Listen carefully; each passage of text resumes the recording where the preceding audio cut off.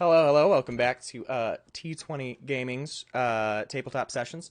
It's been a second, and we're doing some different world building for a different game that we weren't playing, but I'm glad to be back doing tabletop shit with my friends. Hello, my friends. There are extra of you that there were not before. Um, Obviously, we got Bruce and Evan on camera. Then we've got our resident Anglo in the bottom right. That's Kevin. We've got Dylan, who was our GM in the wings. Who used to be a player for this Fallout game, and then Russ. Hello. Hello, Russ. First time you've been on one of these. Fellow good boy. But we've had to take a break for some technical difficulties and whatnot, and figuring out what we want to do going forward. And I would love to share our Fallout universe that we've been building together with other people, because it's one of the most fun things that I've done tabletop wise, especially like as a GM. Yeah. So Modifius released this Fallout game. Wasn't it early last year? Or was it late the year before? Yeah. So it's been out for a second. And while I still don't completely grasp all of this stuff that goes into it, and I don't really enjoy like the survivability stuff. I might play with it sometime later, but I don't know. It's been really fun writing a Fallout campaign set in the Dayton, Ohio Wasteland, Gem City. So first I want you guys to introduce the characters that you had played, and then we can, in fact, just the first characters, the ones that just started out. We had Russ. You were playing Donovan Mitchell.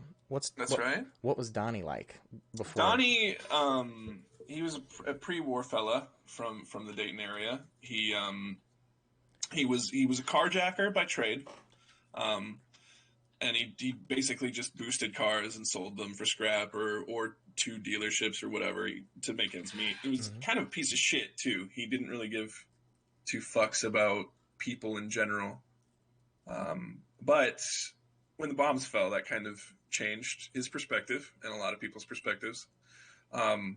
He became a ghoul and dedicated the rest of his unnaturally long life to helping people who can't help themselves. But he's also still kind of a piece of shit.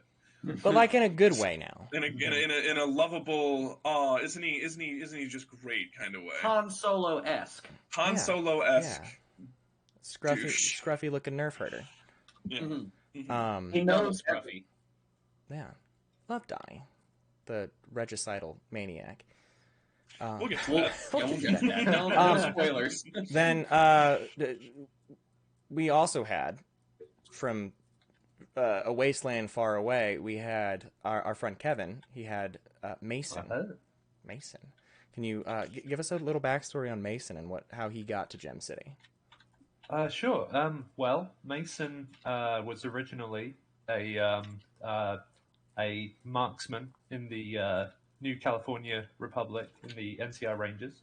He did his time. He served in the is it the Battle of Hoover Dam? Did we? Yeah, yes. The second one. Yes, the second Battle of Hoover Dam. Put Caesar's Legion in the ground, so that's always good. Hell yeah. Yes. We love that. In this one, we hate the Legion. After all that, he'd been through a lot, seen some stuff. Decided to go out west. Well, east, I suppose. Back to civilization. Out west. Back out east, helping as many people as he can, and just doing stuff for good folk, and trying to put a bit more, I suppose, good stuff for average people out there. We love to see it. Mason is, if we were doing categories, Mason is one of those like lawful good types. Makes good guy cowboy. Good guy. He's a wholesome cowboy. Do you have spurs? Does he have spurs? I've always pictured him in spurs, but I never asked. Do they jingle? Do they I've never jingle? really thought of it, but maybe. Canonically, he's got maybe spurs now. Maybe he has spurs when he's not out in the wilderness, because I feel like spurs would give him away pretty quickly. He is a sniper. He's got the I want him to have like a switch that like turns off the jingle jangle. They lock in place. Actually, that could be kind of cool because you could have them like lock into the ground to like steady your position. Or, it's an intimidation tactic. You have them on, and people can hear you approach, and then all of a sudden there's nothing. And then you turn around, and there's Mason. That also means you could rev them up too, and have like spinning blades on the back of your steers. All right, we might go into that later on. That's inspired some ideas. And then our biggest boy in the whole thing, so far is Manfred. Give us some Manfred context. Manfred, he is a huge super mutant. He is only recently in the Dayton Wasteland because of being stuck inside a bunker underneath Wright Pat in one of the FEV experiments. They were trying to make a super soldier, and he got locked in there, and then the humans died, and then he survived and spent 200 years reading and trying to, like, gather his mind back together. Thus, then becoming free and being a brutal monster, but gentle giant. Force for good. Force for good. But also, he does what he wants, and you cannot stop him at all. I am the resident tank. I can take way too much damage, and I like swords. My obsession is with Beowulf. I just want to be a knight, because those were the stories that kept him going in isolation forever, was being noble and honorable and slaying the men with the funny voices. The Germans. Those bastards that... I mean, I really like Manfred. He's... I like his backstory. He's got the fact that he would be his own FEV variant is interesting. So that's... I don't know. I like Manfred. He's done some good stuff. Great. I like everyone. He's fun. The only other member of the original 4 was your first character, Bruce, Therese, the shit kicking redhead from Boston. Boston, yeah. Boston, yeah. What's the backstory on Therese? Therese is a just remember, just remember that there is part of the backstory that we have discussed that other players don't know yet. So. Oh no, yeah, she's part of a NGO nonprofit organization within the Wasteland. She does her own thing. Wait, does everyone know? Did it come out your backstory? It did come out, yes. It did come out. We know metagame wise, but party members don't know. Like the characters. Okay, party members don't know.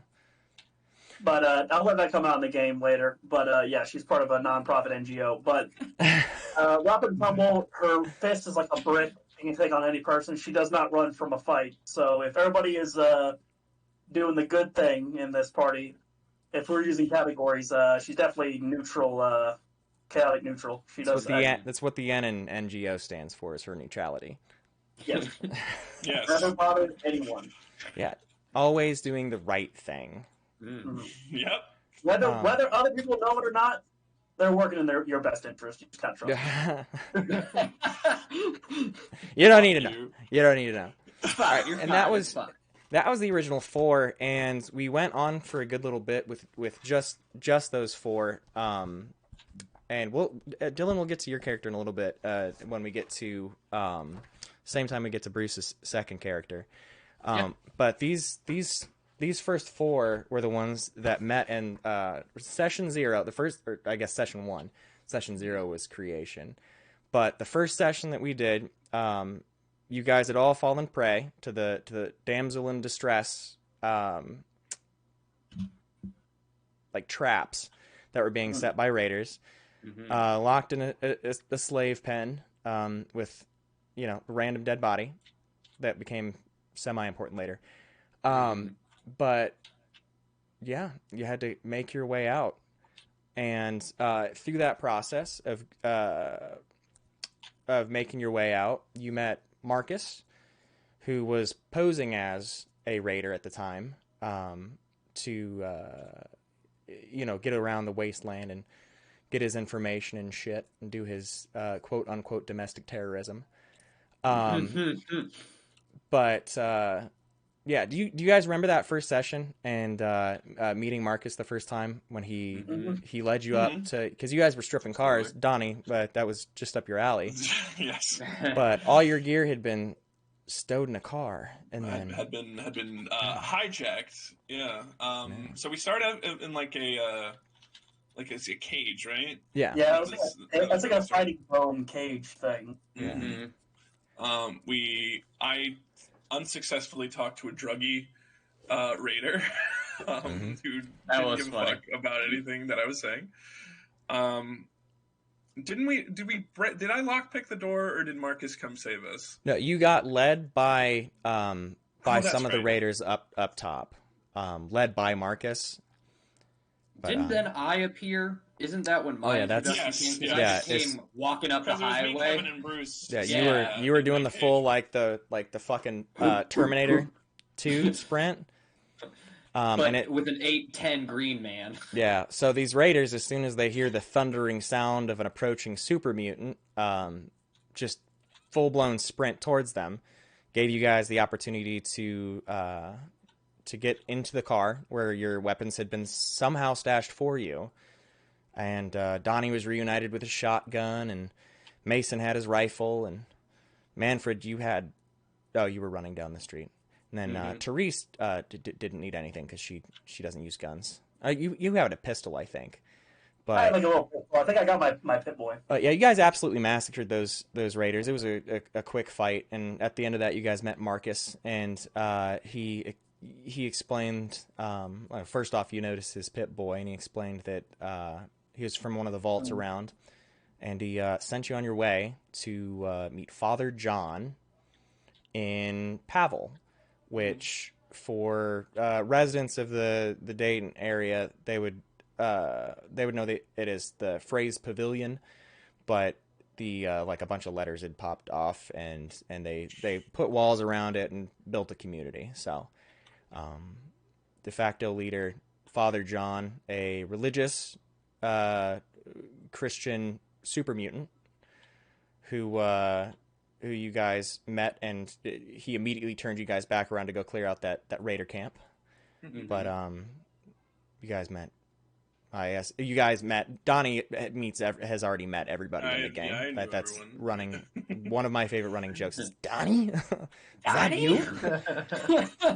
But yeah, you guys. So you guys made it to Pavel. You guys went out. You cleared out the raider camp. Was it the Super Duper Mart? You did stop at the Super Duper Mart. Okay, yeah. You did stop. There's I don't remember you finding anything of note there, but you guys did. We got Esther Price candy there. You did. Esther Price. Shout out Esther Price. I wonder what they're gonna do that Mike Sells is now going out of business. But that's local stuff. Did you not hear Mike Sells? Quick, No. Mike Sells is going out of business, and they sold their recipes, so the chips are still going to exist. But like a local chocolate shop buys or teams up with the local chip factory, and they make chocolate covered potato chips for people who don't. They're incredible. It's apparently like the second most bought thing at Esther Price. But yeah. I digress. People not from Dayton, that is local. That is a local thing. If you're ever in the Dayton, Ohio area, get some Mike Sells or some Esther Price. They're good. They're both good. Yeah, both. Esther Price is good. In fact, I did a Get some Esther Price, get some Warped Wing, get some Mike Sells, go to Marion's Pizza. TJ hates Marion's. I hate Go to Marion's. Eudora. You're a bad person. Go to You're a Eudora. bad Ohioan. Go to Casano's.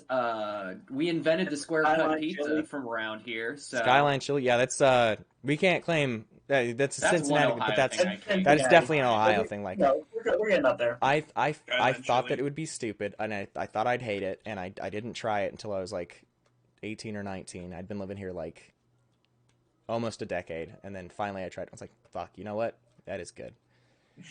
But yeah, you guys found the chocolate Super Duper Mart. You went back.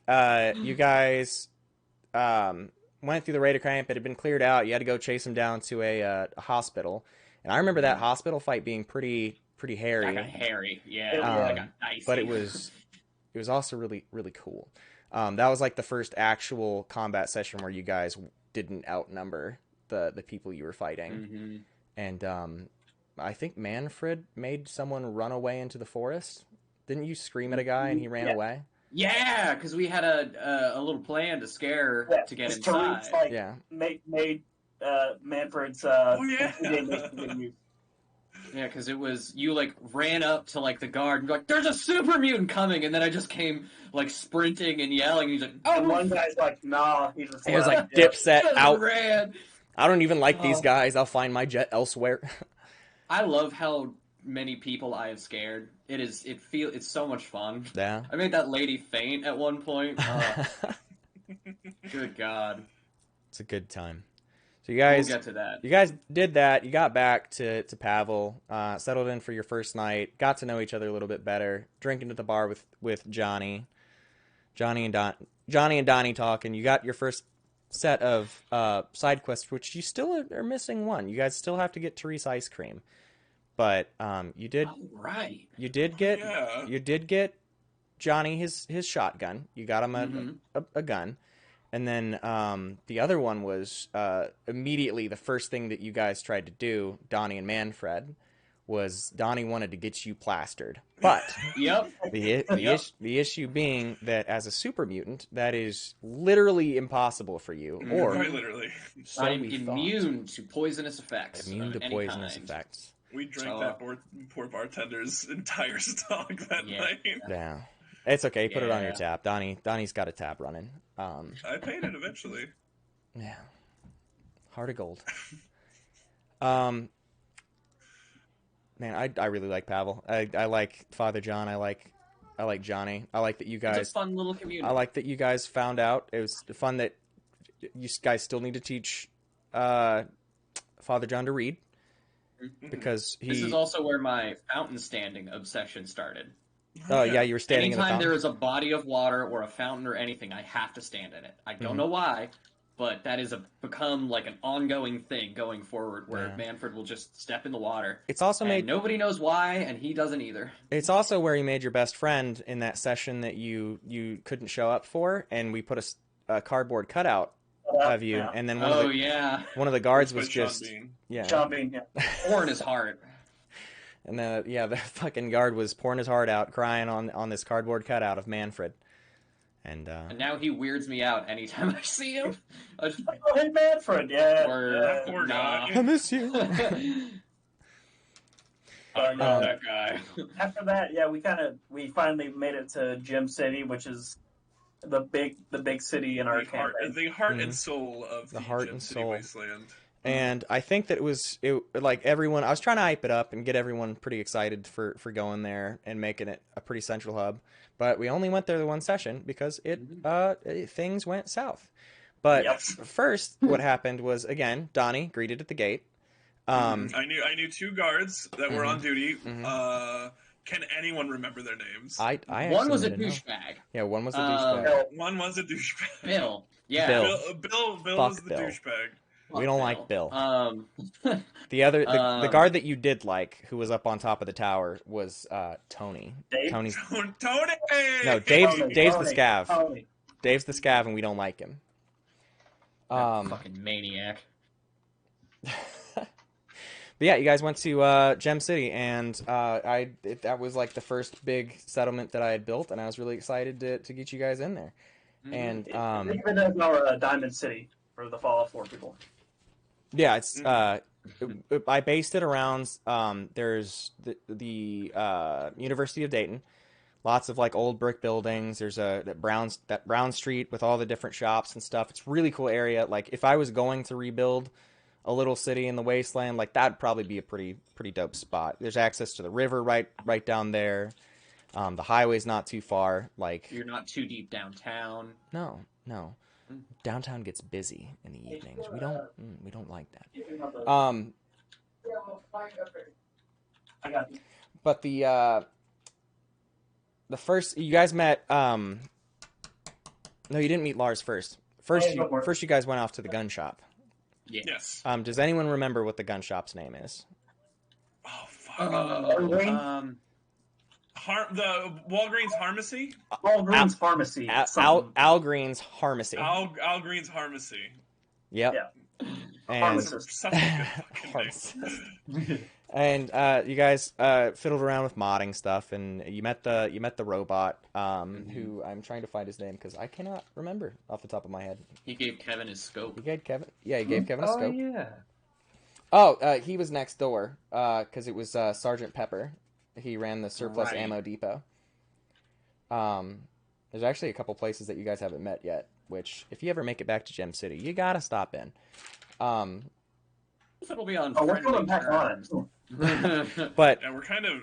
We'll get to that, but we're Yeah. going back stronger. all right, Yeah. Bruce, do you remember what Teresa's first instinct was to do when she got to Gem City? Where did she go off to? Because everyone else remembers, I think. Is that when I got high? That's when you went and got high. You went to that hotel and you were trying to find. You were trying to get high. You didn't because you charmed that lady. Not till the end. Not till the end. Gem City is a drug-free zone, and they're Yeah. very Yeah. Oh, that's hardcore. really hard. So, It's zero tolerance. Zero tolerance. Something I forgot to mention about Teresa. She is a hedonist, and so she went to the motel to maybe get down with someone and also do drugs. And As you do in the wasteland. and the owner of the motel attempted to put her in a trap, but which Teresa almost put herself in anyway for the good fight of it because she can't turn out a fight. Oh, we love But it. eventually, won over the owner, got a little bit of jet, and the session ended with Teresa walking out zooted.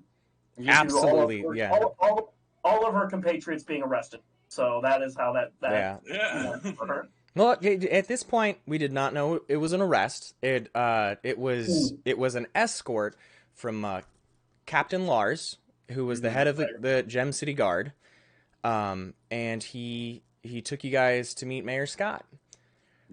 Took you up the little elevator of the main administration building, all the way up to the top, and you guys met Mayor Scott, who was well dressed, tiny little mustache, not too tiny. Like the thin, like the pencil thin, basically very 1950s, like bourgeois, asshole kind of garb. Ayn Randian mustache. Yeah, would you kindly kind of shit. And he was a dick the whole time. Nobody liked him. He was a dick to you guys. He was a dick to everybody. And then he let you guys. I guess he didn't let you guys so much as he hired you to go clear out a little drug infestation in the sewers. He found out they were smuggling drugs through the sewers. I need a good group to go down and clear him out.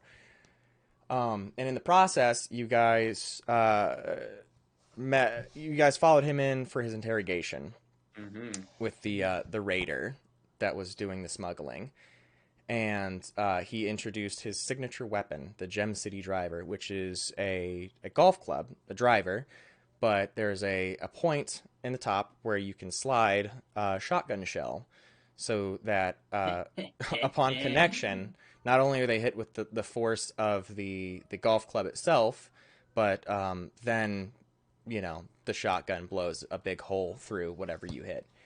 And, yeah, that was... I believe everyone left except myself and Therese. Yes. Mm-hmm. Yeah, we watched him do it. Yeah. But Manfred does not give a fuck. you were shopping. You wanted to see if you wanted one of your own. Well, I see a dude put a shotgun shell in a driver, and like he's gonna give a demonstration. Like I gotta be there to see it. Mm-hmm. And then you guys left, and you went to that bar. And I'm gonna be honest, I didn't take enough notes on going to the bar. I know you met a woman who ran the bar. Yes. I cannot find. I know that I wrote notes somewhere on her, and I need to find them, but I did know not put I them final in. drived her, so that was a thing that happened. No, you dick down the girl at the Kingdom. It was at the Kingdom. Yeah, okay. no, different bar. Different bar. this bar. Game. Yeah, that was shot topic. Yet. Yeah. So you guys, Manfred's true glory has not shined yet. No. Jesus Christ. I made it 25 minutes into the session before someone said the phrase "dicked down." Dick, Um, sorry. I didn't say it. He said it. All right. But it's all good. You guys rested, and then first thing in the morning went to the sewer. You guys fought that mire lurk that was lurking in the shit. Not in the much mire. of a fight. Lurking in the mire. Not much of a fight. You guys got to the supposed smuggle den and found a couple things, but when you guys tried to go back up to the top of the sewer, you found it locked and were greeted by a voice on an intercom, and it was Mayor Scott. And he went on this big spiel about knowing that you had worked with Marcus, and his big like punchline was the only thing you can do with shit is flush it down the drain. And that's when he flushed you guys down the drain, down the sewers. And that shot you all the way down into the sewers, kind of by the Dayton Mall. You had that fight with the, it was the bloat flies, because there was that big shit mound in the middle that you had to, like, skirt around, and you guys were fighting the bloat flies. Mm-hmm. But you got through that, and then you, this is, Donnie, you came in clutch in this next moment, because you guys heard some shuffling, and down at the bottom of the pit was a bunch of feral ghouls, and then one not-so-feral ghoul. Yeah. Russ, who did you meet down there? That was an old fling of Donnie's. Mhm. It just so happened to be. An old flame. Her name was Victoria, right? No. No, You no. got him mixed up. Mary. Oh, this Mary. one was Mary. Ah, Mary. right. And she was the queen of the kingdom, as far as we knew. She was the queen of the kingdom Yeah. at that time. Last time Donnie had been to the kingdom, she was married to King Henry. Mhm. And We're about to get to my favorite part. I can't wait. so you help get her back out, because like, what is she doing down there? Like, there's no reason for her to be down there with a bunch of other. Guilty. It's so suspicious that she's down there. Yes. Must have gotten lost. You guys got up, went to the kingdom. Once again, We stabbed her somewhere because she was public. stashed her somewhere because dead. yeah, she was supposed to be dead. Oh yeah, that's right. And you guys went into the kingdom. It was Hold on, there's a very important thing that happened before we got What there. am I missing? What I'm? Bruce did a thing on our way there, right? I thought it was No, once we got there. no, I If think it later. was Okay. right when we walked through the door. If it's the with the ghouls or with he pulled Queen Mary aside. Oh, didn't That you was try? that- Yeah. That's when we rescue her to bring her back. Okay. Now I recall. Sorry. It's all good. Half of this is just It's putting all it back in good. my. Sorry. Sorry, but the fucking, you guys got in there, and the first thing Therese did. Bruce, what did Therese do immediately? What was the first thing?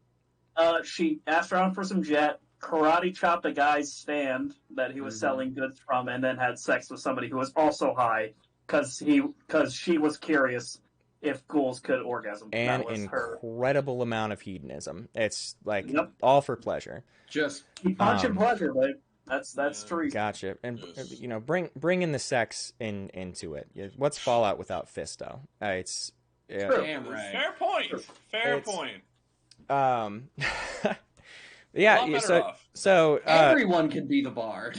all right, and then while you were off high and horny, it was the other three of you. Kevin, where did y'all go?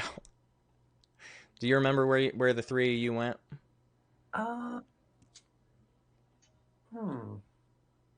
Didn't we? Because I had a different name for this place, and then you guys were like, "Well, why didn't you call it this?" It was And I had to change it. Shot It Topic. was Shot Topic. The Shot bar, Topic. yeah. What was the original name? yeah. Hold on, I need to. Oh, okay, yeah. Because we just shanghaied it. I knew it was and a bar, I basically just- renamed it. Yeah. I don't remember if I actually wrote it out. I think I came up with it in the moment, and then you guys were like, "Why isn't it Shot Topic?" You're like, fuck, that is good. One You were sec. upset. Yeah. But yes, we did that. We did do that, in fact. One sec. Look, it's a spaceship for a zombie. Wow. My God, they can fly. They can fly.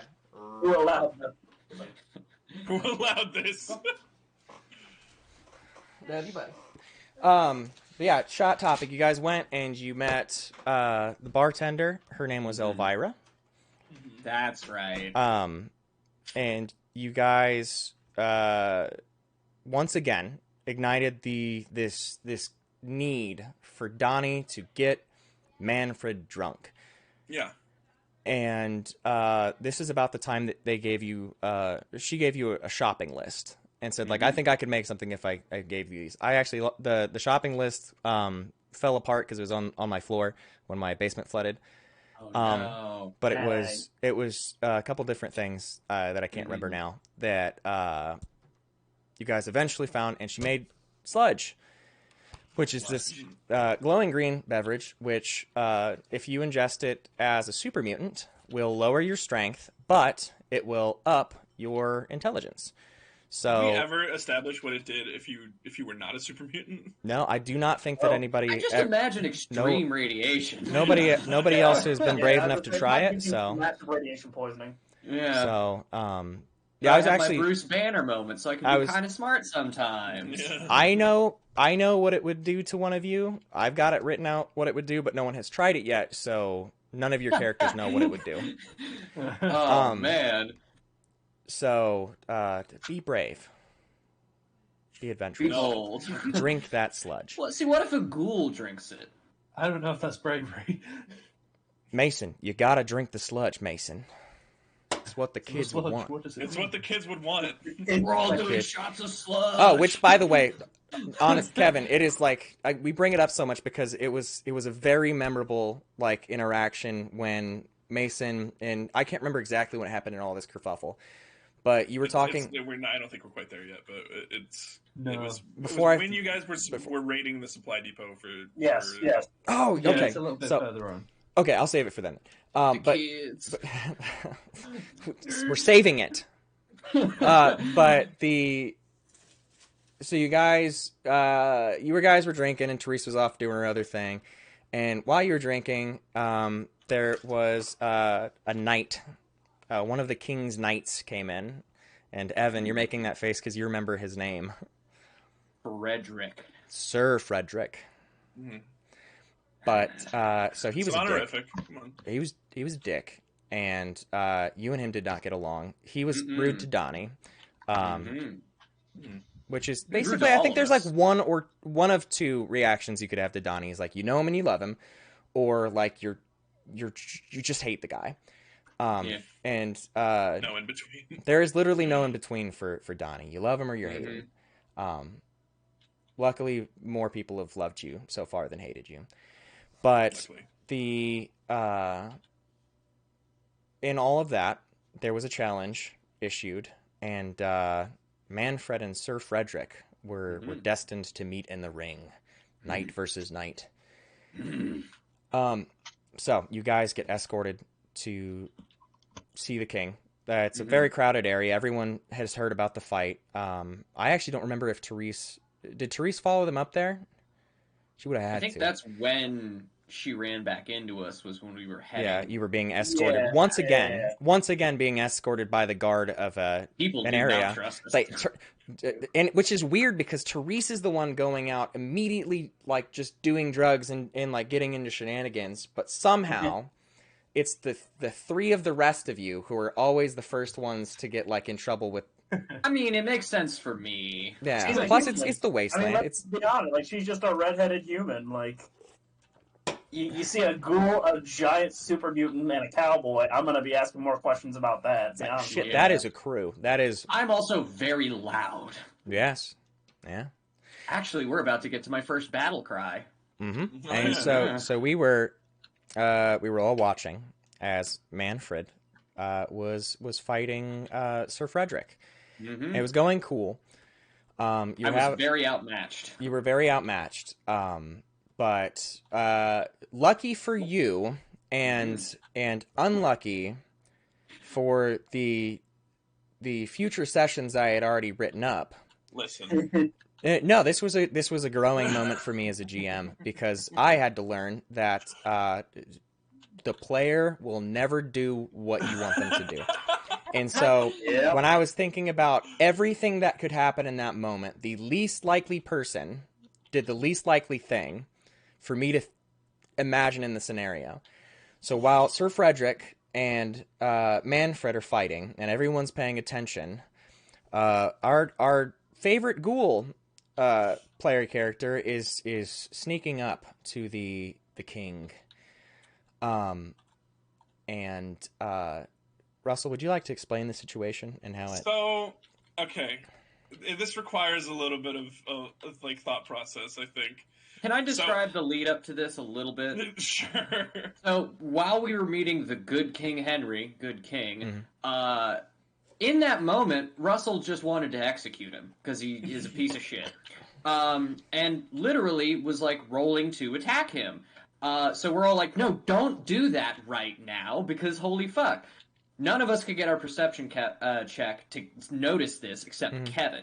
Kevin then nudged me, and I had to overpower Russell and like grab his gun to stop him from doing it then and there. Hold on, I might be misremembering because how could you do that when you're fighting Sir Frederick? Yeah, hang on. No, well, okay, this was we met Henry, and then I started the fight. Oh, that's with right, Frederick. right. That was before. Okay, and then you started It the fight. was right before, and then I started the fight with Frederick, and then Okay, so Russell then decided to do his thing. Then, so during the fight, Russ, what had happened was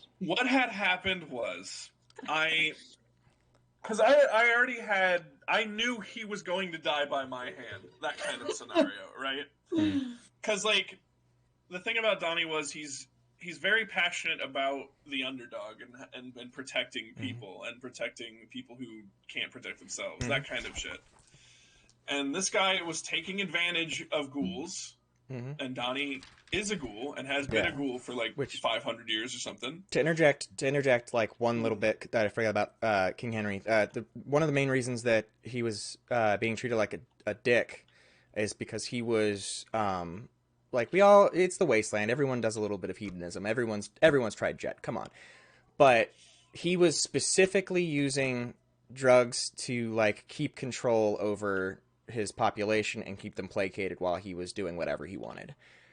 And so that rubbed Donnie the wrong way. But continue, Russ. So, I didn't like that. Didn't like the injustice that was happening. During this time, as this thought process was going through my head, I remember specifically Evan was like, "Please don't do this. You don't have to do this." You don't have to do this. And I'm like, I can win the fight. It'll be fine. Like, I gotta, bro. I gotta. So, yeah, I unloaded a shotgun into the game. Both shells. Both chambers. Three. It was three because it was three. Yeah. Oh, that's right. You had gotten the bang, bang, bang, bang. Oh, what was the name of that guard? I forget. The one who was there, and I was just like, yeah. Oh, yeah. Meanwhile, in the background, you don't want to Kevin get is involved in schmoozing. this. I was like, you don't want this smoke. Yeah, Just Kevin. do the right thing and leave. Kevin, you did convince him to not get it into the fight against King Henry, which was less of a fight and more of an execution. Basically, in this scenario, Russ was Ulfric Stormcloak, and he shouted the man to pieces.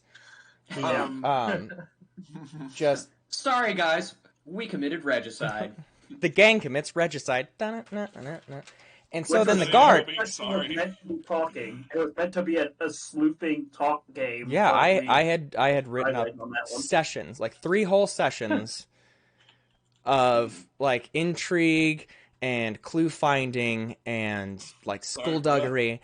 And then before we even get to the parts that I had written, Russ killed the guy. And so Kevin's guard that he was schmoozing, his new best friend, he didn't quite just like leave or just like let it happen. He walked up to the king and then he unloaded his rifle into the king, and then all hell broke loose as the pro-Henry and anti-Henry crowds were forming and fighting and scuffling throughout the mall. So Frederick like a punk. Yeah. It was like, oh, my king is dead, I have failed. So I kicked him on the ground, on his back, and crushed his skull, and uttered, there is only one Fred. I'm sword. I'm interested to see how that I idea. took his honorific. Yeah. I took his knighthood. I am Sir Fred. So I became Sir Manfred of the kingdom. Which is it's true. If you context to King Henry, we found out that he was having many wives that he was chipping off when he was born. Yeah, that was like the main thing that was the intrigue part of it was you were supposed to find out about the fact that whenever he got tired of his wife, he had people ferry her away and lock them in the sewer, and then he would claim that they went feral, and so Mary was his like 7th or 8th wife or something. And then his newest wife was actually not there at the time. Yeah, right. Her name was Queen Victoria. And so it became a crowd of pro-Mary people. Very quickly, King Henry became like on the back burner. Like it was more of a like, we liked our queen, and we liked the new queen. So there was like a third faction that was kind of telling Donnie that they didn't want a monarchy, but we never really we did not dive into that. Back. Yeah, we haven't been back. You have been back, but not in like a drawn out like, hey, let's explore this idea. Let's see what's going on. Plus, you guys are really good friends with Mary, so fuck that. She's a bit of a lush, but she's sweet. You fucking. I swore fealty. To her. Yeah, like, you have to. Yeah, so like. Yeah. She's still a bit of a lush. Yeah. like it's not like it's fine. Just saying. Hi, Pibbles. Hello. What was I saying? But yeah, you guys kept getting into trouble. You guys had to. Luckily, the Victoria crowd ended up leaving, got pushed out. And they ran off to find their fortunes elsewhere, which very quickly you found out where they ran off to. But that's you guys ended up going back and checking out after you brought Mary back and swore fealty and all that shit. Kevin found a really cool gun in King Henry's room, and it was King Henry's repeater. Just a nice lever action. It's literally just a Henry repeater, but it's golden. Because it belongs to a king. Gold-plated. Kerpow. And you slapped a scope on that, and you've been doing the Lord's work since as DPS. I've been spreading the good word of John Moses Browning. Oh wait, no, you guys, hang on. No, Henry's it's a Henry. Fuck. But that's Owen again. Hey buddy, did you work on your spaceship? Hold on, let's see an update. Hold on. Very terrifying. Let's very terrifying. Okay, so oh my god, that's so scary. I just his head is no longer connected to his body. It's some sort of horror, man-made horror beyond comprehension. And good job with your first body horror, Owen. Yeah, buddy. I think that body horror is something for later. I can't in wait life, to show him society. Good job with that. Come on, buddy, go play. No, Russell, don't.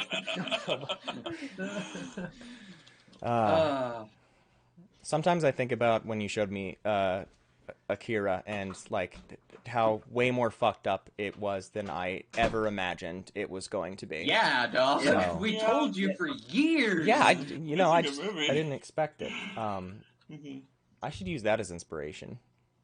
Hell yeah. Neo Tokyo. Neo Gem City. But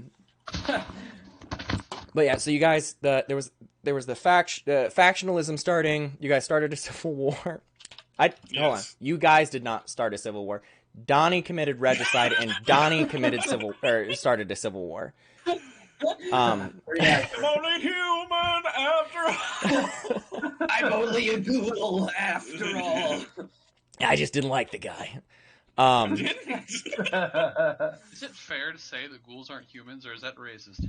I feel like Listen, I didn't ask in you, my Johnny. All right, I was asking the rest of the fucking peanut gallery. you're not gonna ask the ghoul if ghouls are people. You know No. what? Hold on. Yes. Hold on. Oh, no. But I'm a person. No, so... he's a ghoul. Why would I be asking a ghoul about anything? They don't know nothing. Look, man, I Wow. was asking a question for fascinating responses. I didn't ask to be lit up like the 4th of July. Jesus Christ, people. Yeah, so we learned something about Dylan on this stream. He's not going to Yeah, wow. Yeah. Damn. Hey, it's your fault if it took you this long to learn that about me. Oh my god. Dylan writing on his What is happening? Dylan writing on the local. I'm regretting going to that wedding now. See, now this is definitely the healing. This is the healing. So Dylan's character thinks smoothskins is like a slur, right? That's his thing. He's Yeah. No. You can't say. Rose definitely does think that. Rose has literally never said anything even remotely close to that. And if you all think that, it's your fault. No, Rose is a sweetheart. I can't We'll wait get to till Rose. she's- I want to get to that part because Yeah. there's 2 more characters who were just as worthy of love as these ones. But so you guys went out and you were trying to find. You guys ended up taking a trip, and you were trying to get to Boonshoft, the children's museum, because you had heard that there was some Center for Science and Learning. there were super mutants there, and so you were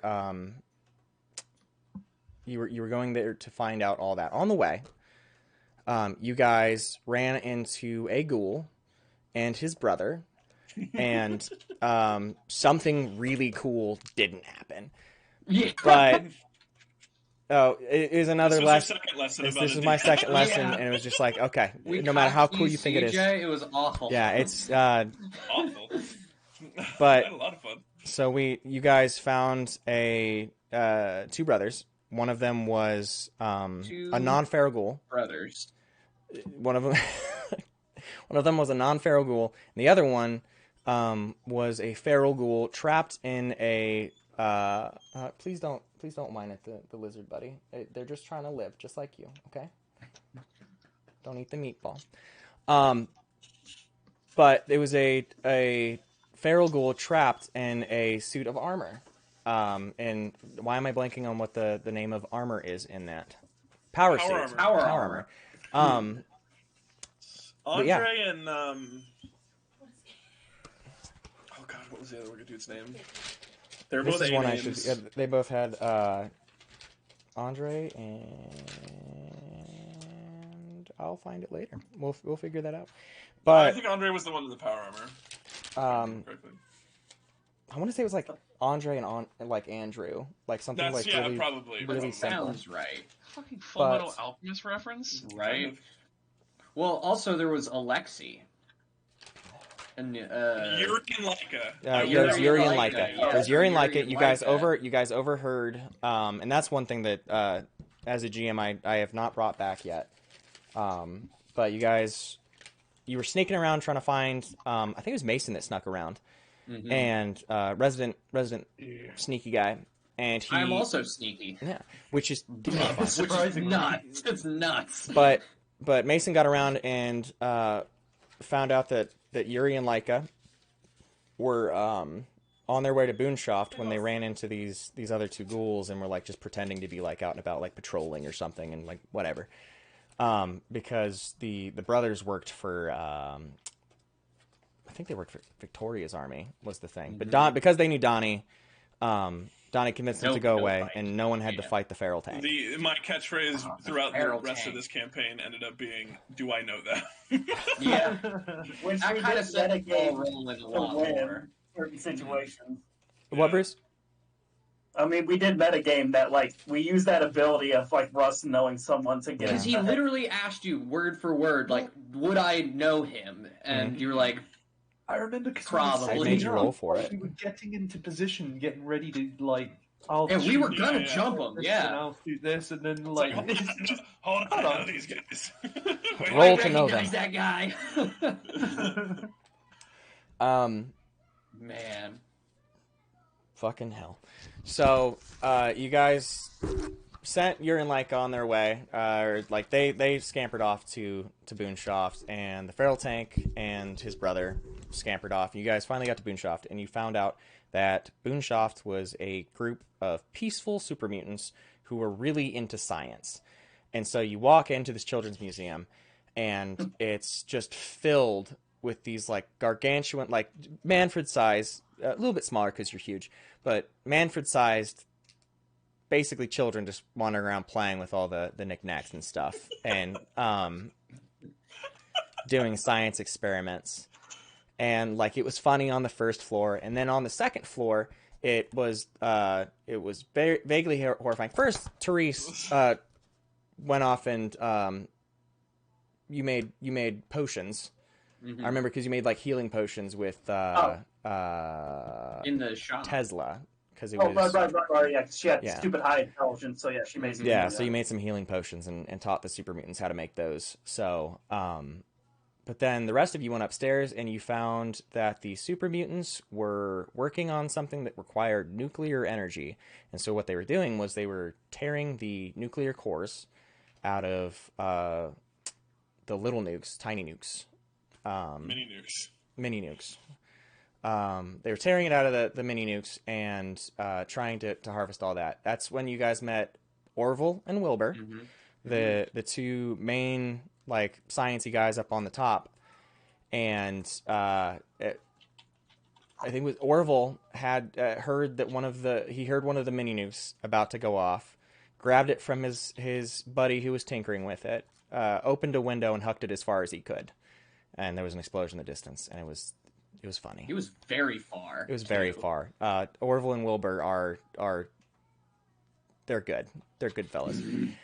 But you guys talked to them and found out that they were trying to reverse engineer and rebuild like nuclear powered engines for vehicles. They had only worked enough as of then to get like motorcycle sized stuff running, but like motorcycles that could hold super mutants. You talked to them a little bit and found out that they ran away from an approaching horde of militant super mutants known as Kilgore's Horde. And they enlisted you in helping arm them because Kilgore's Horde was coming. So yeah, that's when you guys met. After you guys met them, and Manfred got the wrong flyers, which are just giant metal darts in the shape of paper airplanes. Incredible. After you did that, you met Albert, who was he's the leader, like the chief of the Boonshoft super mutant clan, and like the smartest of them. And we met our furry friend. Oh yeah, that's or did you? My boy. Did you meet him before or after the ammo cache? I think this is when Kevin leveled up to get. Oh yeah, because you leveled up the and dog. you got who was your puppy, Kevin? Mason. Eugene. Eugene. He's an Eugene. Akita. And He's an Akita. His collar said Eugene on it, and I was like, Eugene. Japanese for friend. Or friend, yeah. Yeah, Eugene. So Mason can't read. my boy. Um, I don't need to. He's got the all I basics. need is wind and I elevation. don't think you're reading the military. but so you guys, Anybody got any crayons? Yeah, I know wind, I know elevation, I know distance. That's it.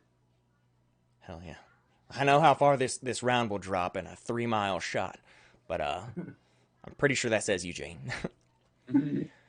You guys ended up, you had to go downstairs and you met one of my favorite NPCs. His name is Chunk. And Good boy, Chunk. Chunk led you guys to the supply depot. Chunk is another like super mutant, but he's very childish.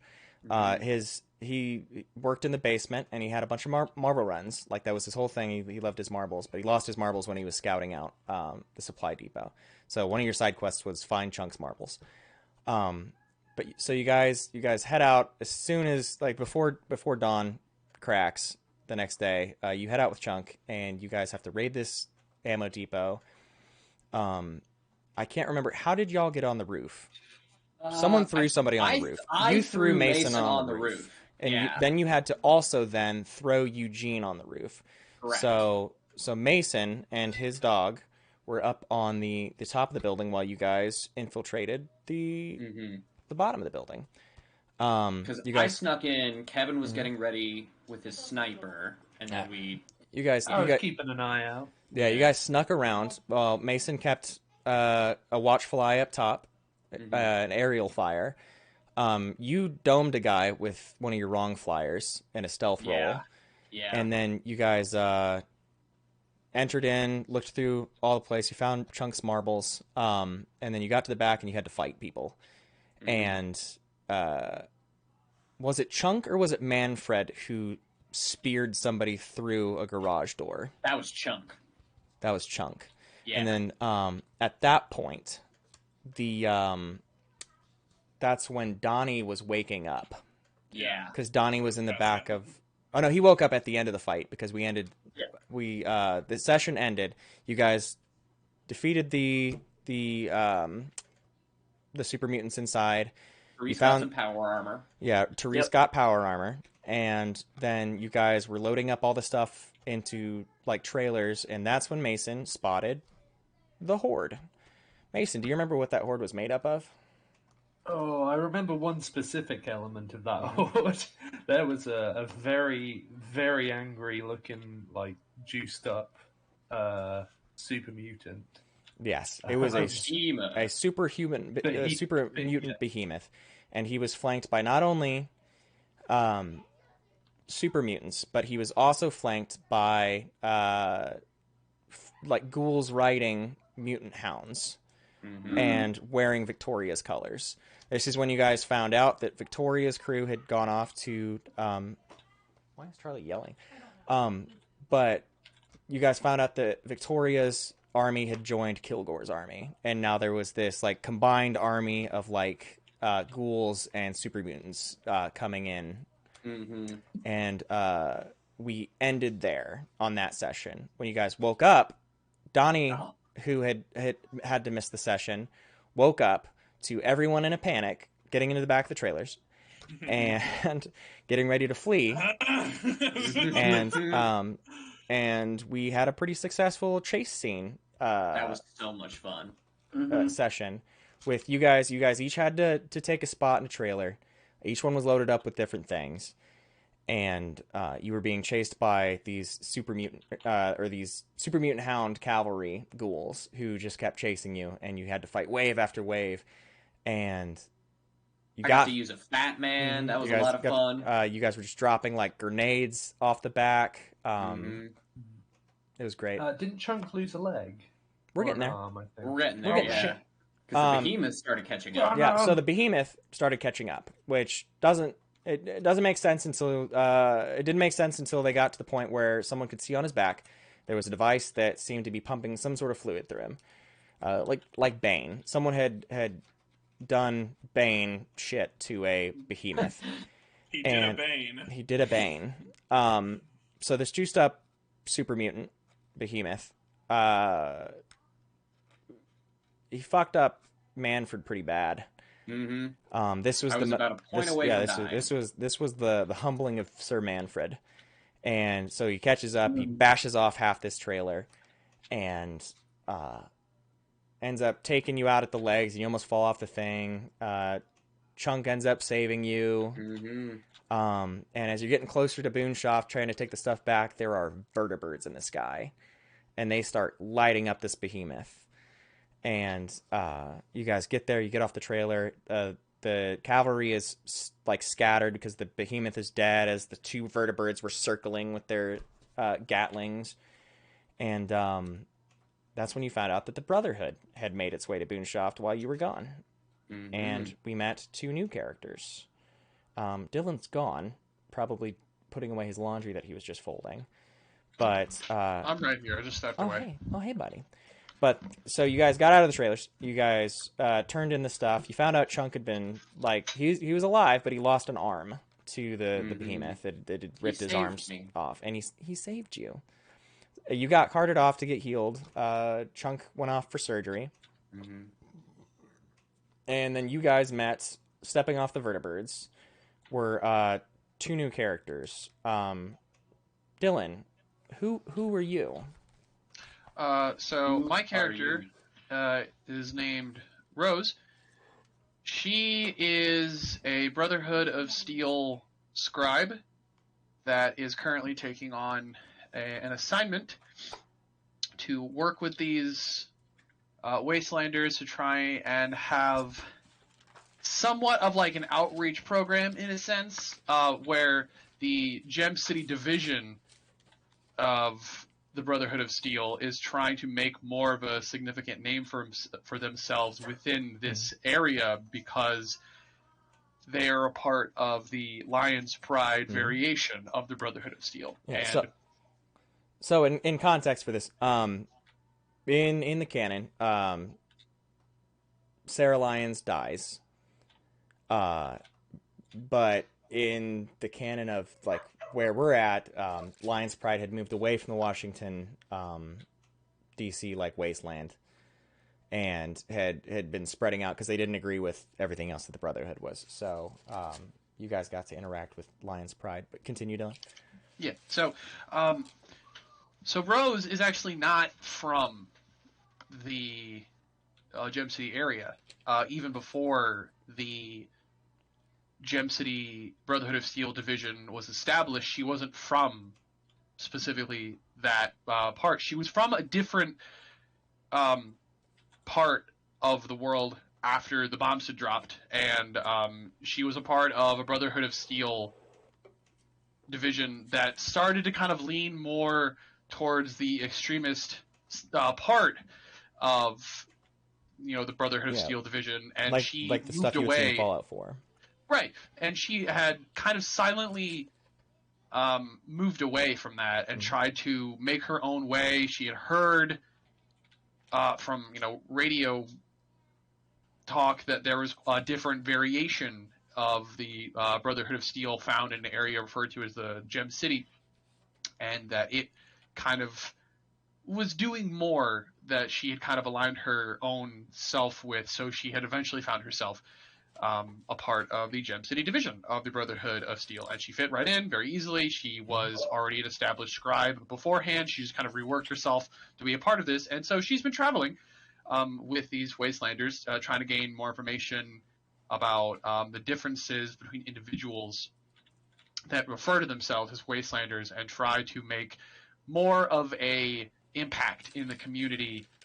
I mean, this kind of sounds like Rose is doing charity work, but it's less. Is she part of an NGO?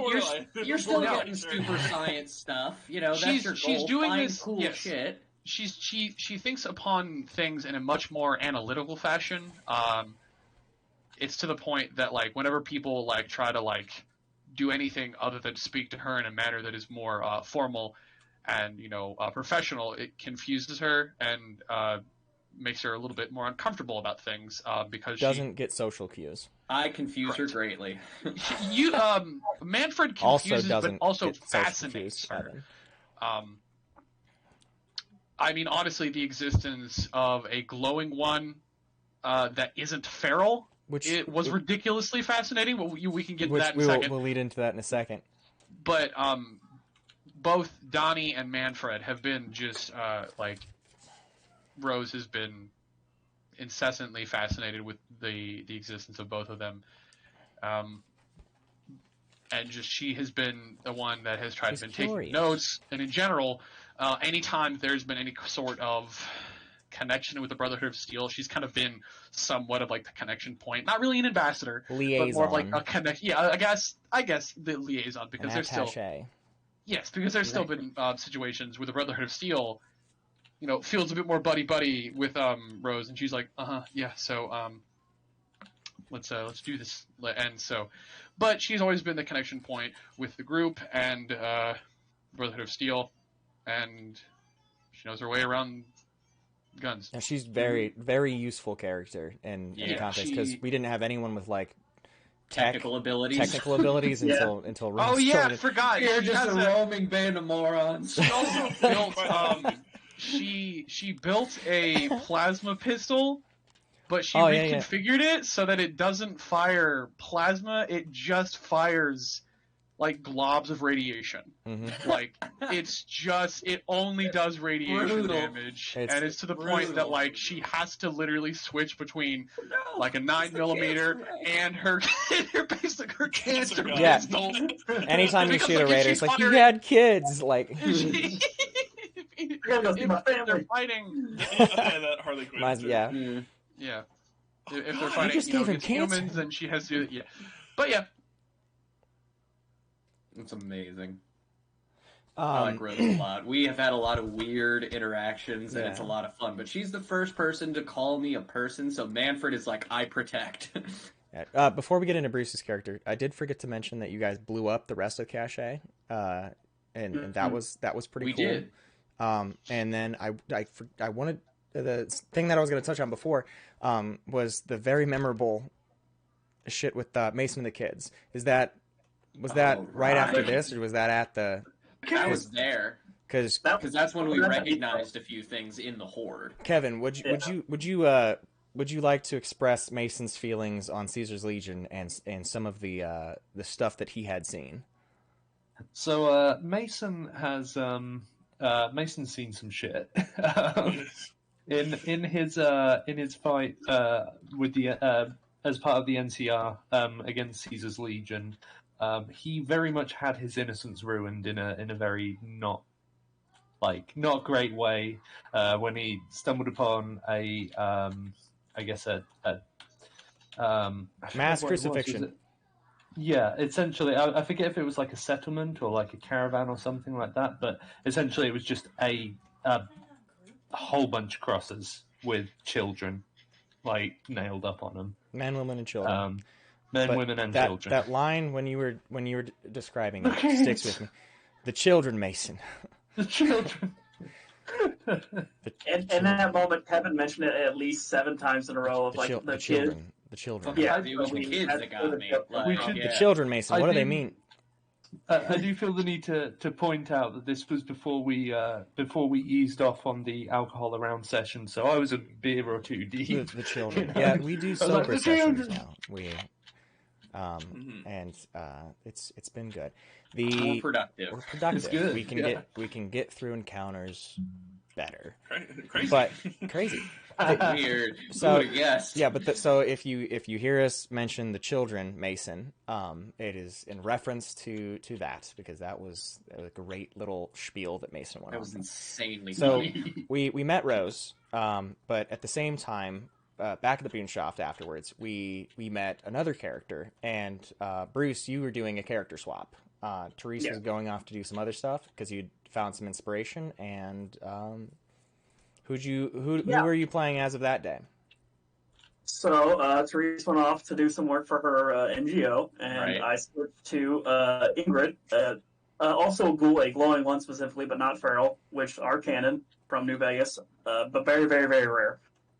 She is a German descent sharpshooter and Yoki type, but mainly she Two is a guns. religious ambassador. She is a Lutheran religious preacher, is probably the wrong word, but she is just a liaison for what we'll be getting into with the Cincinnati area of like the church down there and like the work that she does for organizations like the Brotherhood sometimes, and kind of a contact point because she. I was playing her as a deaf character, but that was kind of challenging because I would sometimes forget and I would metagame a little bit. But she does know sign language, and there are There deaf was a whole characters. thing where we had to figure out if Manfred could, like, if she could read Manfred's lips, because, like, most super mutants don't have lips. They don't but, have lips. But, like, some do, so it's like, okay, well, Manfred at least We're has gonna give him lips, so lips. she can read my lips. Man, but he doesn't Manfred have, really like, lucked out. He's not only does Yeah. he have lips, but he also has genitals. Usually, you don't have Yeah, either yeah. as a super Yeah. mutant. So- yeah. Not all It's of it. not a thing for But, super mutants. Manfred's so, the like, whole package. Yeah, he got lucky. But that is Ingrid, German sharpshooter, priest woman. But she works heavily in the Cincinnati area with the godly that you'll be meeting in future sessions. Yes. But she knows sign language and she can read lips. And so you guys met them, and you met a couple other characters. You found out Chunk lived through the surgery. He ended up with a robot arm. You met with Albert some more, and you met with it was Paladin Moses Ehrlich, who was the leader of the Pride at the time, and he's the one who sent Rose out with you guys. You guys went with Lancer Golombiowski, who went and dropped you guys off. And you guys started to do a couple side quests, which was cool. We took a little break. I'm trying to remember the order in which we did them. I want to say you guys did the Rad Goose. I think Rad Stag was first. Rad Stag was first? I think Rad Stag was first. That might be true. All the King's We Rad also Stags. met my 3 favorite NPCs, the Ortega brothers. Yeah! The brother of steel triplets that Rose constantly has to interact with. No, yeah. I think I may have been out scouting on that mission. Oh, you were, because you were missing. It was like Martinez, Javier, and like Gabriel, or something like Gabriel. That's right. Like they're all okay. Gabriel. Also, Gabriel. But so Rose got to have a little bit of reprieve from having to deal with all those friendly brotherhood types that wanted to be her friend. Which one of my favorite ones, and what I was going to bring up earlier, is like with your "there can only be one Fred." One of the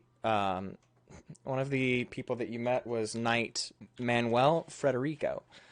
I did squint at him. I did have it's just close enough that it bothers me. Okay, you're okay. Yeah. So you guys, the first thing you guys did, if you guys can be believed, is all the King's Rad Stags. You went to a place called Cox Arboretum in real life, but in the Gem City canon, it was the King's hunting grounds where he would go hunt Rad Stags with his golden repeater. And when you got there, you realized that shit was weird. You guys had found Rad Stags who were very obviously like dead, and then that was the stampede first. You guys were wandering through trying to find the source of the weirdness, and all of a sudden through the woods comes this like stampede of Rad Stags with like glowing devices on their neck. And I remember one of you got fucked up pretty bad. Ended up with like a horn or a antler stuck in your chest. Yeah, and it was sure Donnie. it was me. And then one of the other ones of you got like trampled. I can't remember who. I think Ingrid got hit. I think it was Ingrid. I know I got a really good roll, so I just like redirected the deer rather than dodge them just because I'm a big guy. So just like, no, move. you guys found this tower in the middle of it that was displaying some sort of like signal, and the Rad Stags were like circling it. And you guys went up to the top, you shut it down, and that's when all of the Rad Stags fell and they were dead. And you realized that these things had been dead for a while. There were varying levels of decomposition, but you tracked the signal. It was being transmitted like to that tower from a lodge, the King's Hunting Lodge. When you went there, you found a mad scientist at work. And Russ, what was the question you kept asking them? Oh, now you're gaslighting me. Have you ever heard of Mary Shelley? I actually made that joke originally, and no one heard it, and then he said it, and everyone laughed, and Manfred and me, metagame, are still mad about it. And that is also an ongoing joke that we have said out loud. I way like it. too much. I think it's funny, but the so you guys found this guy. I am once again have lost the page, which is not a running joke, but a running issue. There it is. So you guys found Ross and Al. Well, you found Ross, and then on this big table, surrounded by different devices, was a ghoul who did not look alive. And so you went back and forth, and we're trying to get this guy to shut down this thing, because obviously he was trying to bring shit back from the dead. Problematic. And throughout the fight, towards the end, Al ended up getting revived. And so instead of ending in violence, where you guys murdered the good doctor, you found out that he was just trying to save his friend, who he had accidentally gotten killed by dragging into a bad situation. And so now the school was being kept alive by a device, kind of like the ones that the Radstags had been equipped with, but like the newer version of, called the Lazarus device. And your gift was one of the first editions of the Lazarus device, which I can't remember who's holding, but you guys Definitely Rose. Oh, yeah, we you gave guys it you guys said the Mary Shelley thing about 7 times, and I thought it was funny every time. It was really to- That funny. was funny. But slept in the lodge, and that's when you guys I remember you guys made a quick trip back to the mall or the kingdom afterwards. Mhm. And then that's when you headed off to rebuild the or to go help out the radio station, because you had heard a distress call from the radio station, which is Fairmont High School. There's a radio station that runs out of it, and you go and meet the guy. He's very charismatic and Handsome. So very handsome. so handsome. Beautiful ginger Who man. was the one that taught him how to shoot? Mason. Me. Mason. Oh, No, Mason. Yeah. I want to say someone joined Mason in it. So I think it was me. Yeah. So, you guys were teaching him how to shoot, and then he was just like, there's something weird out in the back. I need someone to check it Use out. some help. So, so you guys went and fought a goose, and just a normal goose. just yeah, a normal everyday. little Yeah. goose, a silly little goose, just a guy. Just normal everyday goose. So you guys were fighting a 3-headed, massive rad goose, and A Hydra. Hydra. Yeah. I don't think we ever. Did anyone ever decapitate it to know for sure if it was a Hydra? I don't think anyone I ever think got I close tried enough. to. I don't think that's what killed it though. But the It was a training, nasty the bug. training for Scott, Yeah. the lion, Roar. Roar, the radio personality for the area, came in handy because he ended up helping from the roof, getting you guys the kill, and sent you guys once again on your way. It was a nice, quick, short thing. You guys met a cool NPC, got the Scott, the lion, back on the air, and We got a weird egg. you got a weird egg. Somebody took a goose egg, and I can't wait to see how that goes. Not well, That bro. definitely won't backfire in It some definitely way. won't backfire.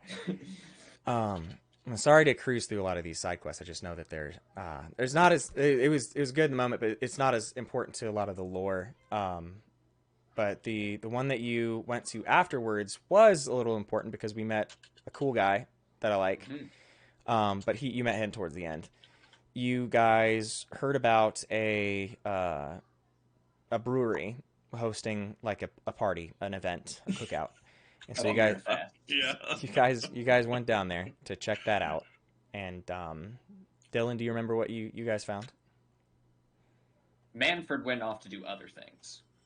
I believe what we ended up finding at it was a large grouping of different factions of raiders that were all kind of coming together and having what essentially amounted to like a beer fest, but with more violence. Yes, Close because quality. it was not their event to begin with. They all just decided to show up and then It was- took everyone prisoner.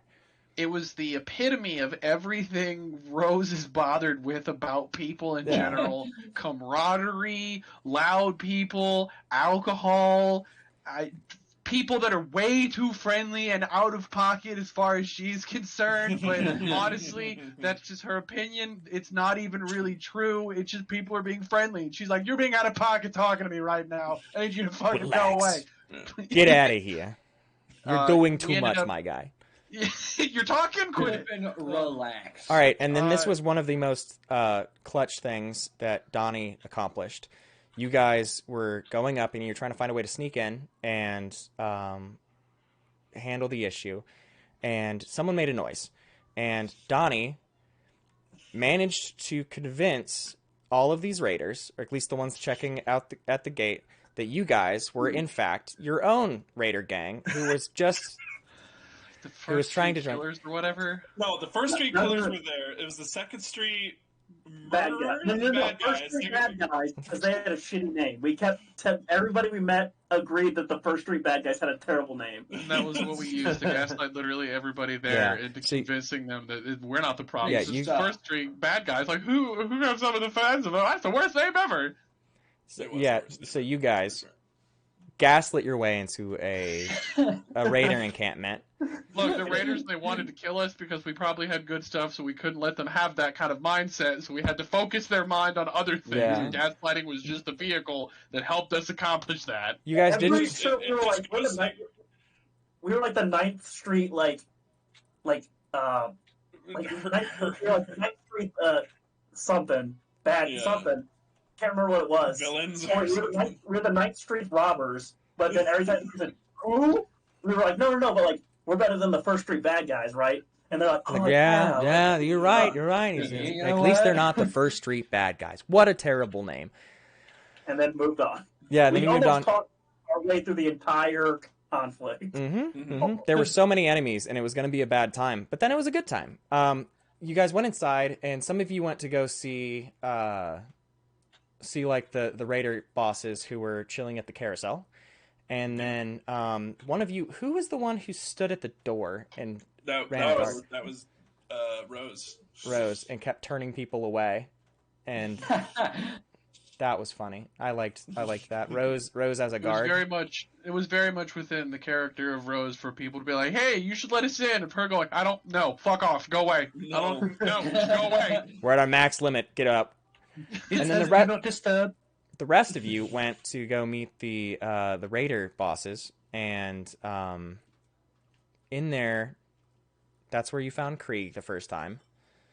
You didn't know his name was Krieg at the time, but there was this He was just huge You rip. didn't know his name was Krieger. I didn't know his name was Krieg at the time. I had not named him. I didn't think he was going to be important, and then he was. that's We Um, named I him thought you were important. gonna fight. I thought you were gonna fight him. So you guys, that's how important NPCs end up getting made, buddy. You don't think about it until everyone else decides for you they're important. You go, okay. put we an actually all asterisk really next to like this guy. goblin. We're gonna call him We're Steve. so Boblin good. McGoblin is now my best friend forever. We're so good at doing violence at the wrong time, not doing violence at the wrong time, and making the wrong friends. And You it's do just every- surviving great. somehow. You do It's everything great. the opposite way of the way I imagine. And even when I try and adjust for what I imagine, you still find a way to do it the wrong way. But you do it right. So But in the right way, yeah. so you guys got through this fight. You convinced Krieg to help you, this big ripped guy. We And convinced him to help us by telling him the guy that had found us out called him like a mean name or something, and he Yeah, so- ran in there and beat him senseless. yeah, Just so for everyone's reference, when we say Krieg, he was named after like Krieg the Psycho. Yeah. Imagine him. That's it. that's Yeah. it's just It him. is that guy. I just put him in my game. Did he actually Um, have a mask though? No, I don't think so. Okay, so He's- it was Krieg without a mask. Yeah, Yes. but he's just this huge, ripped, like, addicted to buff out, almost as I tall thought he as was- Manfred. You're right, Like, yeah. I thought he Um, was addicted to fucking Psycho, but it was buff out. Yeah. he probably He's does psycho. Jacked. But he's just this big barbarian guy. You guys ended up having to dip out because the Gem City guard showed Oh, up, that's right. Yeah. and you once again avoided the big shootout that I was planning, and fucked off into the distance. And you guys saw Krieg throw himself through a window and then like dive into the river and like vanish. Just to return on your next side quest, which you guys Yeah. immediately went to. You went on your way to the opera house. Ran back into me by me yelling as Yeah. loud as I could again and getting their attention. Which also got the Broke some attention of, glass. it also got the attention of Krieg, and so you got to meet him. That one was a real avant-garde session that I don't remember a lot of. You guys had to get through the ticket session or the ticket stands. You had to go find the robots and shut the robots down. Krieg May I was, take the most your important hat, part sir? was Krieg had a copy of is it Red Menace? It is Red Menace. So he had a copy of Red Menace in his pocket, and instead of going with you guys to do the things that you're supposed to do, he went to play his game on the computer in the lobby. And that was the line is. It was like, can you make sure that nobody comes in? He's like, oh yeah, again, I take your hat, sir, and like playing as the concierge, greeting people with their tickets.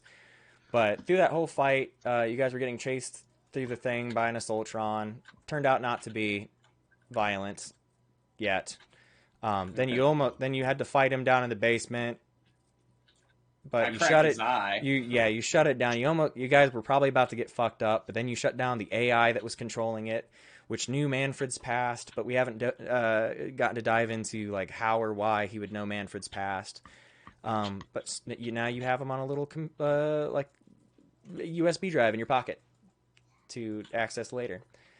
And He said, "Take me home, Manfred." Then I got Manfred. fucking pissed, like Yeah. super pissed, and went ape shit on all the computers and because I was on Sludge, and I got so mad and got so angry that I like sweated it out and became regular Manfred again. Which is why you also in your travels amongst all these side quests, you did show you showed the like Orville and Wilbur how to make sludge at Boon Shop. So and that made them super smart, which has made more vehicles now, which has been great.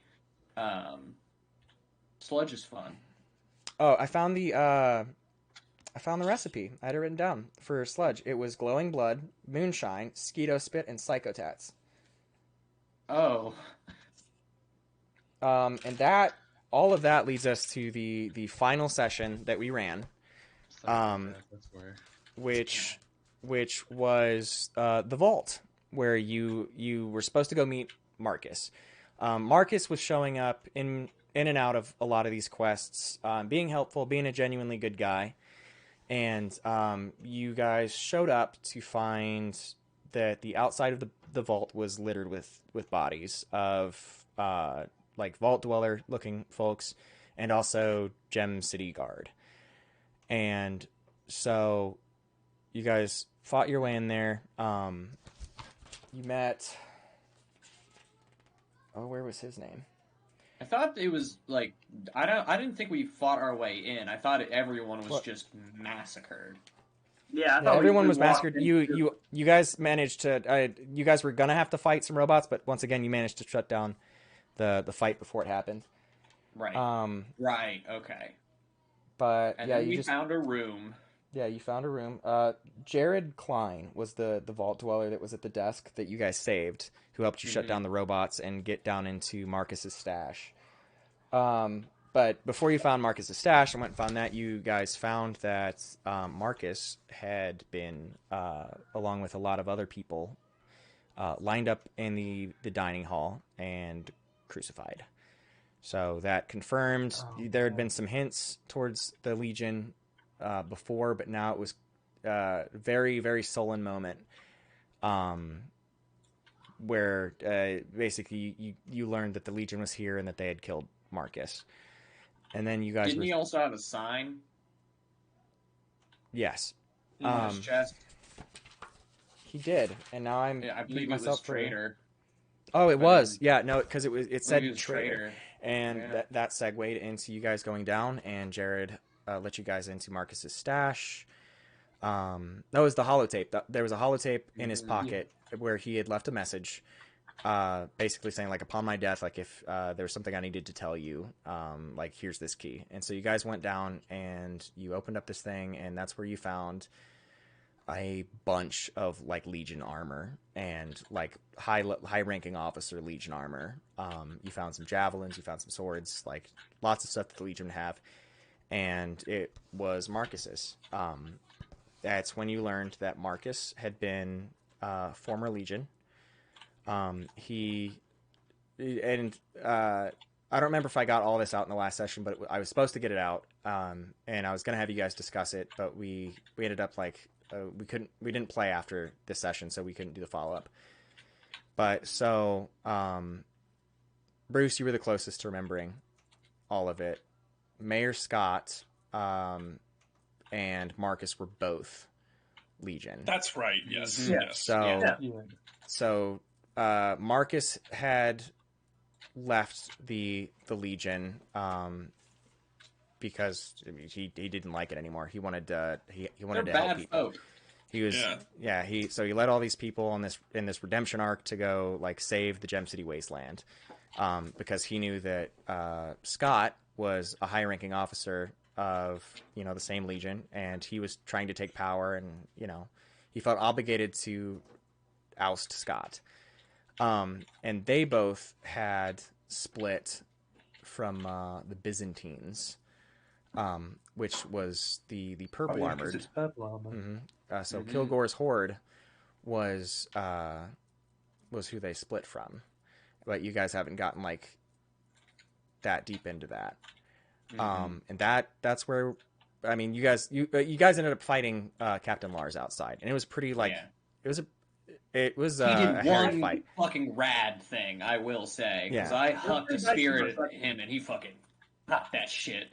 Yeah, and then he died badly, Yeah, he did. mostly because I didn't understand the dice system, and now we have practiced since then and fixed it, and violence is way more visceral. Now there's way It's more now. way quicker, and we could have, like, everything would have been different if I had been reading the dice the right way, following the rules. But so that brought us to where we were. Everybody was sullen. Everybody was trying to figure out, what do we do in the wake of Marcus and stuff like that. And then we have not really, other than like minor discussions about it, we haven't talked about it since then. Which leads me to like where I want to move on from here, and that's that I wanted to cover all this backstory so I could introduce you guys and introduce anybody watching or listening to where we're going from here. It has been about 6 months since then. Ooh. You guys are caught in this protracted, basically guerrilla war against an increasingly like militant Gem City. Mayor Scott's growing in power. You guys are not only fighting him, but you're fighting Kilgore's horde, and Kilgore's horde is also fighting Mayor Scott. Queen Victoria's army as well. Queen Victoria is basically, it hasn't been confirmed that she's married to Kilgore, but it's like they're in a partnership. So yeah, but you guys have been fighting in this war, teamed up with the Brotherhood of Steel and the Boonshoff Super Mutants, teamed up with Pavel, and you guys are fighting this war against Mayor Scott. So Dylan and Russ, I appreciate you coming on and helping build the story for this. I know you guys are not, you guys can come back anytime, but I know that you are not officially moving forward with us, with your characters, unless you want to. Again, anytime, just let me know. But Rose is off helping the Brotherhood, logistically and otherwise. And then Donnie is also helping. He's got his own like guerrilla faction, basically, because of your history or his history in like stripping cars. He does a big part of like the scavenging for basically like replacements and stuff. For you scav up a bunch of parts that the Boonshoff can then turn into like machines for them to use. Donnie did seem like he could be a used car salesman. So, Hey. that's not a bad mean. thing. You're charismatic. So three of you have stuck together as of now and have been working together, and that's Mason, Ingrid, and Manfred. You guys are still working together. You guys have been actually trying to run missions towards the place that Bruce alluded to earlier, the Cincinnati area, which is actually it has its own form of government known as the Rhine Republic. And so it is run, but there are hold on, open my notes so I don't misquote anything.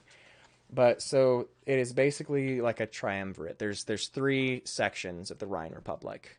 There's the godly, which are the that would be Ingrid. That's the ones that like still practice like Lutheranism and stuff like that. There are the Gentiles, which are not they're like the merchant class that doesn't affiliate itself specifically with the church, but it's like they've got their own section of the city where they can they're allied with the church, but they don't specifically run themselves like the church runs their area. And then the third area is the militant faction, and that's the Templars. And those are like power suit wearing, knights. Rad. But yeah, you guys are trying to be the ambassadors. And where we are going to start on our next session is you guys are on your way to try and meet with some people that Ingrid knows to forge a partnership and basically use some of their resources to help oust Mayor Scott. Mayor Scott is trying to build, and this was in the journal. Oh, the lizard is trying to escape. You got it, buddy. I believe in you. Drama. He quit. But so you found out Mayor Scott is trying to build this like Midwest empire, basically. Whereas like Marcus was trying to build the Midwest Confederation, is what he called it. A group of a bunch of like autonomous governments working together for like trade and rebuilding.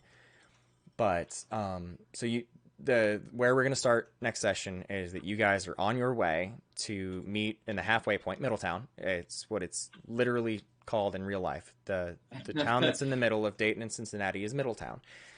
You guys are heading down there to meet with some contacts of Ingrid's to discuss resource exchange, so you guys can continue your fight against Gem City. And for that, we are caught up. That's it. That actually took a little bit longer than I thought it was going to. I forgot so much shit happened. A lot of shit happened, yeah. But the Valiant few have been through. It was like through it. It was like almost I forgot a we year. had a name. Oh yeah. You forgot we what? I forgot we had a name like for our group. Yeah, oh Valiant yeah, Few. the Valiant Few. Yeah. Mhm. Yeah, I think you're just referred to as the terrorists by the Gem City people, but everyone who believes in. Conventional government that Yeah. are just Good. fascist. But They're just fascists. Fuck but them. the government or everyone who's not the government sees you as freedom fighters and refers to you as the Valiant Few. So next time on the Adventures of the Valiant Few, they continue their fight against the empirical Mayor Scott and his illusions of grandeur.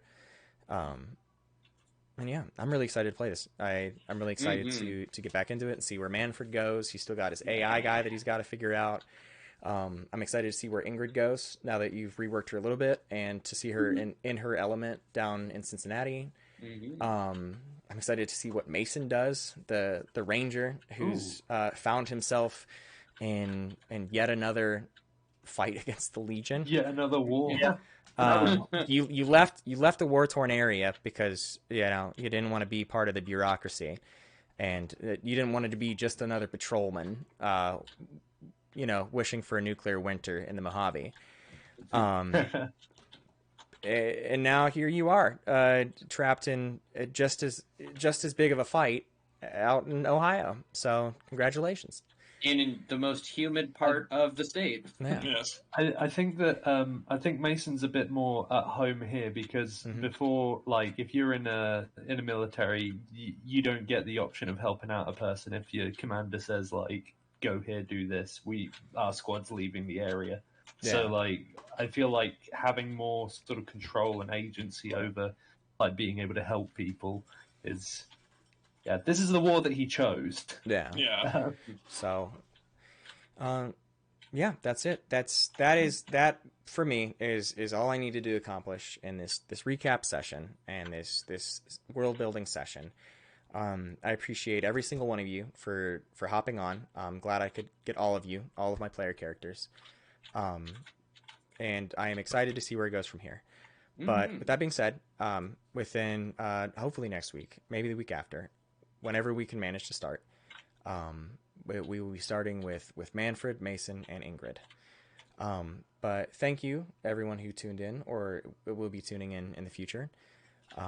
This has been 220 Gaming with our tabletop sessions, and excited to go forward. Thank you. Bye. Thank you. Woo!